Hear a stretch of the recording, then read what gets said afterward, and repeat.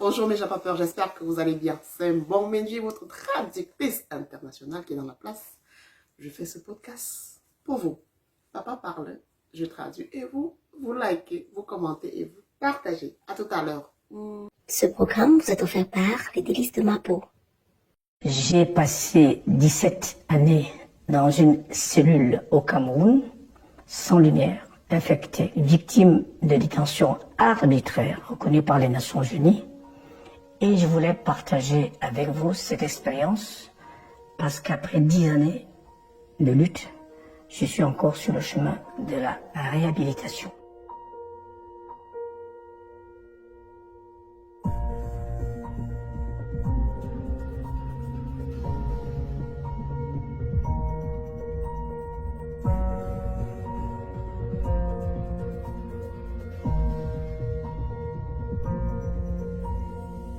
Vous avez passé 17 ans dans une prison camerounaise. On va revenir sur cette histoire d'abord avant de parler de votre libération, tout le combat qui a suivi cette libération.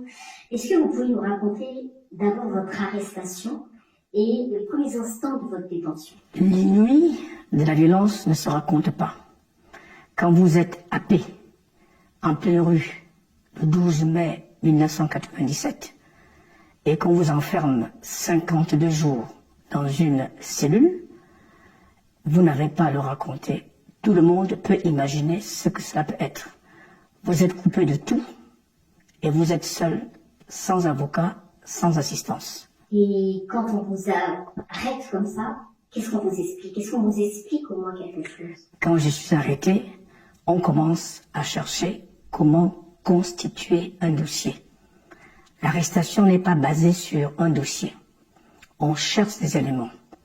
Et quelques jours plus tard, 12 jours sans eau, sans pouvoir me laver, on me propose de réfléchir à mon état en portant de fausses accusations contre un homme qui a dit qu'il était candidat aux élections présidentielles. On me précise que si je signe ces documents comme tous les autres, cette personne sera condamnée à mort sans jugement. Je refuse donc de céder à cette pression et de là découle une violence qui peut être morale, psychique, physique. Et on vous accuse de quoi alors au final? Et je vous précise qu'à ce moment, il n'y a pas d'accusation. Il n'y a rien. On cherche comment coller une accusation. Et l'amplitude est large. On va partir d'une atteinte à la sécurité intérieure, détention d'armes, et quelque part, on arrivera plus tard à un détournement des deniers publics. Or, je n'avais pas en gestion des deniers publics. Au début, comme vous dites, vous ne comprenez pas trop ce qui vous arrive. À partir de quand vous vous dites que cette affaire-là va durer longtemps? Je ne pense pas qu'elle va durer longtemps, pour être vrai. Étant de nationalité française uniquement, j'étais convaincu que la France allait intervenir immédiatement et de manière énergique, ce qui n'a pas été le cas. C'est-à-dire? J'ai passé 13 longues années sans assistance consulaire. Ok. Jamais quelqu'un vous a appelé, jamais vous les avez contactés, c'est jamais rien passé du côté de la France. Au regard des lourdes responsabilités qui étaient les miennes, j'estime que j'aurais dû bénéficier d'une protection consulaire majeure. J'ai vu l'assistance française être actionnée pour d'autres Français. Et je pense que je n'ai pas eu le minimum qui me permet d'être soutenu par mon pays. J'étais expatrié et j'apprends plus tard que j'étais un binational. Or, au Cameroun, il n'y a pas de double nationalité. D'où donc, on dit que la France ne peut pas intervenir puisque la loi du Cameroun s'applique à moi, dans ma binationalité. C'est, à mon avis, le refuge diplomatique, politique, pour ne rien faire. Et donc, je me trouve enfermé dans l'incapacité de pouvoir me défendre, et je ne suis pas dans une prison après les 50 jours 52 jours de garde à vue, je me retrouve enfermé dans un sous-sol à la gendarmerie dans un camp militaire, ce qui n'est pas acceptable. Comment est-ce qu'on survit 17 ans dans ces conditions? Le seul moyen de survivre, c'est d'avoir envie de témoigner. Et aujourd'hui, je suis devant vous pour témoigner. Ma contribution ne consiste pas à dire, à donner une défiance, une méfiance par rapport aux États. Mais ma contribution, c'est de participer au respect de la dignité humaine qui doit revenir à chaque citoyen.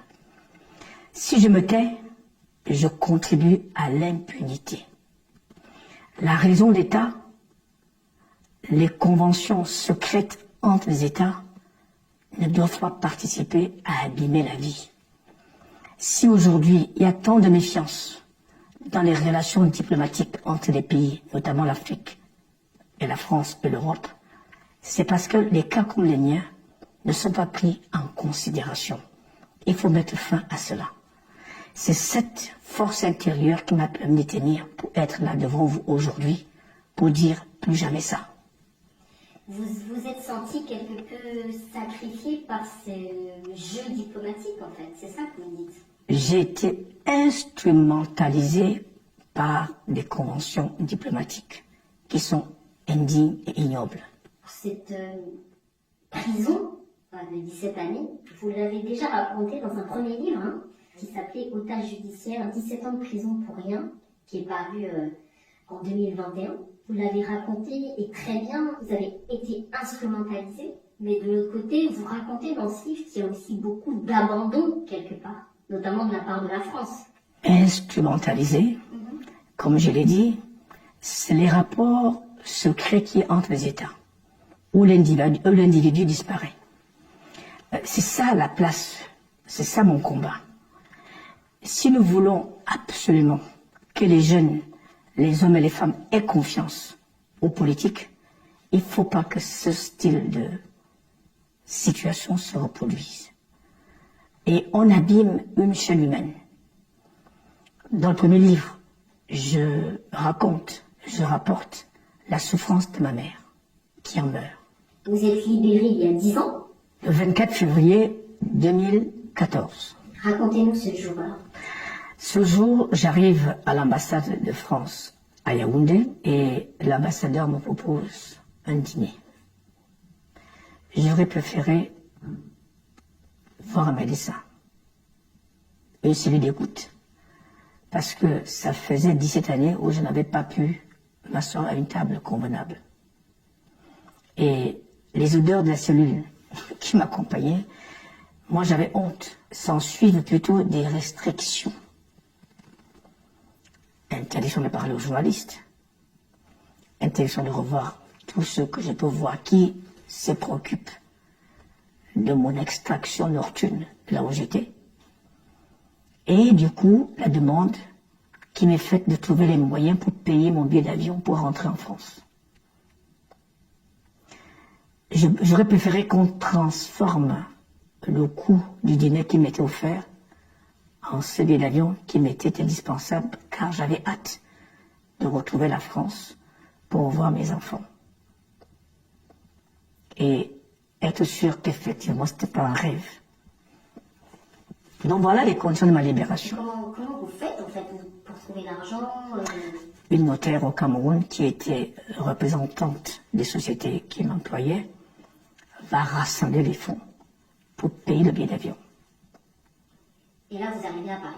J'arrive à Paris, le ministre chargé des Français de l'extérieur m'accueille au nom du président de la République. J'ai dit, mais Madame la ministre, j'aimerais parler avec le président pour lui dire ce qui s'est passé. Parce que la libération faite par un décret de grâce présidentiel n'efface pas les séquelles de la lourde détention qui m'a été infligée injustement. Je verrai le président le 28 mars 2014, au mois plus tard. Il va m'écouter. Il m'a accordé un temps d'écoute. Mais il me dit, ce cas est inédit. il faut trouver des solutions qui n'existent pas dans notre... On n'a jamais vu ça. Donc, c'est donc là que je dois engager un autre combat qui date de ce moment jusqu'à ce moment où je me parle, où je n'ai encore eu, pour l'instant, aucune voie à indemnisation. Vous avez dit tout à l'heure que ce combat, c'est le combat de vos droits les plus basiques. Quand vous arrivez à Paris, qu'est-ce qui vous manque? Question pertinente. Quand vous êtes un salarié qui ne perçoit pas son salaire pendant 17 longues années, comment payer vos charges? Comment nourrir votre famille? Quand vous êtes un salarié qui n'a pas cotisé aux caisses de retraite, comment garantir, je dirais, la survie de votre parcours professionnel? Quand vous n'avez plus de droits, même pas la sécurité sociale, comment faire pour être soigné? Et quand vous avez inscrite dans votre casier judiciaire une lourde détention de 17 longues années, comment faire pour trouver un emploi? Où allez-vous vous présenter avec une attestation émise par le Quai d'Orsay qui précise la détention pendant 17 longues années, sans préciser que ces détentions étaient arbitraires selon les Nations Unies? Si vous trouvez des réponses à ces questions, vous comprendrez ce que j'ai vécu. En 2014, on voulait que j'entre dans une autre forme d'emprisonnement, qui est celle d'une mort économique et sociale. Et aujourd'hui, 10 ans après, est-ce que vous direz que vous avez pu obtenir tout ça? 10 ans après, pour être précis, je n'ai rien obtenu. Je n'ai rien obtenu pour l'instant. Rien, sur aucun plan. Je n'ai rien obtenu.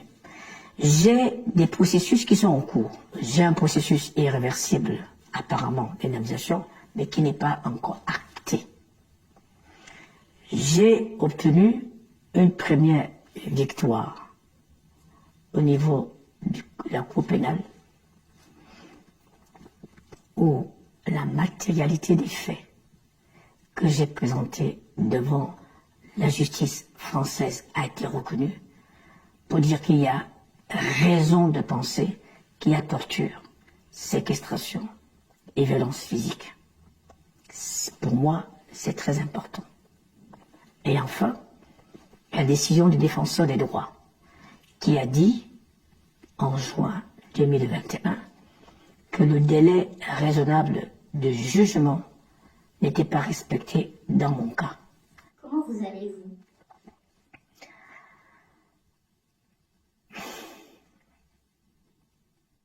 Je ne sais pas. Je ne sais pas comment vous dire. Je suis seulement là, vivant devant vous, combatif. Mais trouver un mot pour vous donner mon état d'esprit, je ne l'aurai pas, malheureusement.